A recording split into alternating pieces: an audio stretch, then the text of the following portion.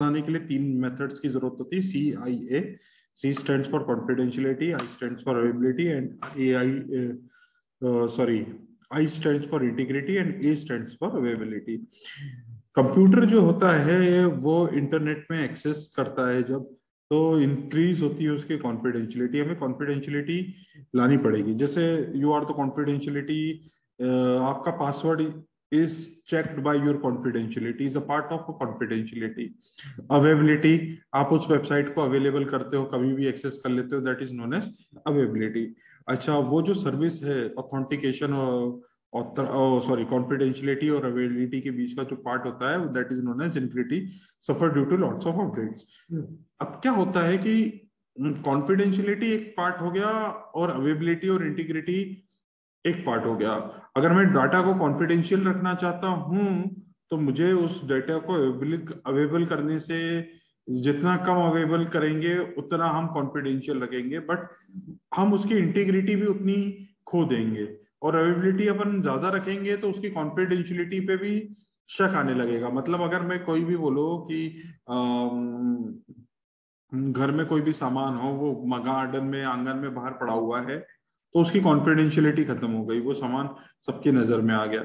But available है अपन, जैसे gold की ज्वेलरीज है, बैंकों में रखते हैं लोग जनरली, वो कभी कभी अवेलेबिलिटी लेते हैं, उसकी एक्सेस निकालते हैं, शादी ब्याह में ज्वेलरीज पहनते हैं, महंगी साड़ी शादी ब्याह में पड़ते हैं, अवेलेबिलिटी है, मगर अवेलेबिलिटी सफर नहीं होगी। अगर मैं कॉन्फिडेंशियल रख दूं, नहीं ये बहुत महंगी चीज है और जेवर महंगा है, इसको मैं कभी नहीं पहनूंगा, दिखाऊंगा भी नहीं किसी को, तो उसकी कॉन्फिडेंशियलिटी तो बढ़ जाएगी, मगर उसकी अवेलेबिलिटी और इंटीग्रिटी पे पॉइंट आ जाएगा, है ना। तो क्या मतलब, नहीं अच्छी क्वालिटी का है या नहीं है, कोई लोग दूसरे बोलेंगे, कैसे बताएंगे देख के बिना बताए।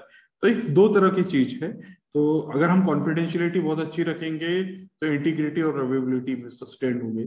अगर हम इंटीग्रिटी बहुत अच्छा रखेंगे तो कॉन्फिडेंशियलिटी और अवेलेबिलिटी पे सस्टेन हो गया। तो इसलिए हम ये क्या करना है कि हमें कॉन्फिडेंशियलिटी होता क्या है पहले ये जानेंगे। तो need to know the basics of data access.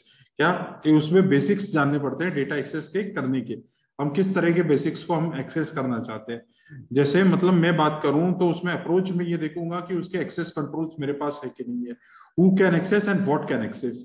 जैसे अभी अभी क्लास मैंने एक्सेस में लिंक डाली, तो मैंने IT 8 सेमेस्टर में डाली, तो who can access, only 8 semester can person can access, and what can access, क्या इसको हम क्या क्या कर सकते हैं, जो इस लेक्चर को ढंग से सुनेगा उसको उसकी लेक्चर के नीड्स या उसके टॉपिक के बारे में जाएंगे। तो ये व्हाट और हु कैन के बीच में आ जाएगा। अगर मैं उस मतलब सेकंड पॉइंट है, how do we know user in a person she claim to B.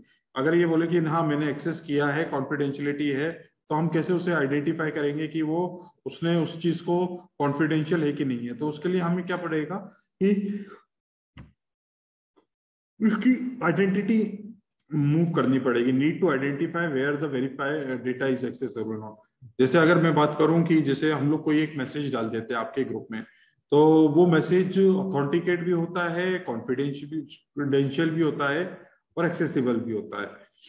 ठीक है, अगर हम तुम्हारे ग्रुप में ना डालते हुए तुम्हारे पास वही मैसेज किसी और से आए, तो उस मैसेज की कॉन्फिडेंशियलिटी ब्रेक हो गई है। आपके पास हमें नहीं भेजना था, मगर वो आपके पास तक आ गया किसी भी तरीके से, तो वो कॉन्फिडेंशियलिटी हो गया है। अब हम उसको आइडेंटिफाई करेंगे किस अप्रोच से किसने ऑथेंटिकेट था उस मैसेज को भेजने के लिए, बट उसने वो मैसेज कोई और दूसरे बच्चे ने भेजा, तो उससे थोड़ा सा प्रॉब्लम आई। तो ऑथेंटिकेशन वहां से हम देखेंगे कि ऑथेंटिकेट मैसेज था कि नहीं था जो आपने डाल दिया है, या ये आइडेंटिफाई करेंगे कि ये ना वो पर्सन डाल सकता है कि नहीं डाल सकता। तो इस तरह से हम कॉन्फिडेंशियलिटी के अप्रोच पे बात करेंगे। या कीवर्ड्स बात करूंगा कि access control is one keyword, identify is other keyword and verify is the another keyword. Identity stands for identification and verify of authentication. फिर analytically the need to access oblique use, क्या है उस physical assets को access करने के लिए। Example, access the computer room, use the desktop. अगर मेरे पास कोई मेरे लैपटॉप में सिस्टम है कॉन्फिडेंस हो, तो मैं अपने मेल को हमेशा एक्सेस कर सकता हूँ। जैसे आपका मोबाइल फोन है और जीमेल आप लॉग इन हो गए 24 घंटे मोबाइल फोन से, क्या ईमेल लॉग इन है आप जीमेल में, ईमेल से लॉग इन है आप। कोई भी व्यक्ति हो उसको पासवर्ड मालूम हो तो वो आपके जीमेल ओपन कर सकता है कि नहीं कर सकता। क्वेश्चन है मेरी तरफ से आपका।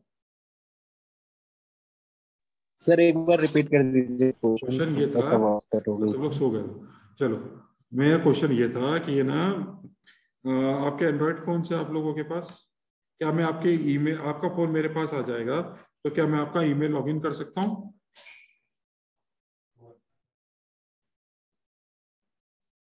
सर हमारे फोन में पहले से ईमेल लॉगिन कर होगा ना। सकते लॉगिन हैं, है ऑलरेडी तो क्या आपका ईमेल मैं पढ़ सकता हूँ सारे?